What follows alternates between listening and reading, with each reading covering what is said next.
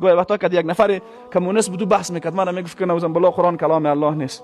ما براش گفتم که چرا نیست؟ میگه بی با چی شروع میشه قرآن کریم؟ گفتم با الحمدلله رب العالمین. میگه خب یک نفر خدا دیگه توصیف نمیکنه.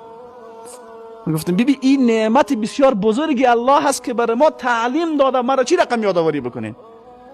دقت کردین چقدر بار معنایی بزرگ در این آیه مبارکه هست. اما انسان های گمراه چی میکنن؟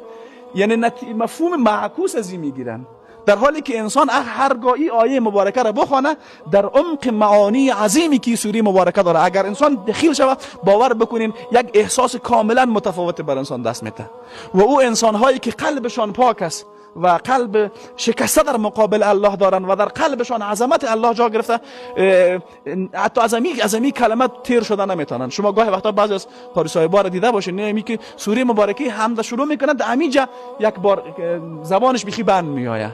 از چی تأثیری داری داره؟ عظمت و جلال الله در قلبش جا گرفته و در حین تلاوتش در مقابل پروردگار همین مفاهیم زنده هست. وقتی میگه الحمدلله رب العالمین دیگه گلونش بند میشه، خود را در اوج رحمت الله غرق میبینه و نمیتونه کلمات را دوباره تکرار بکنه.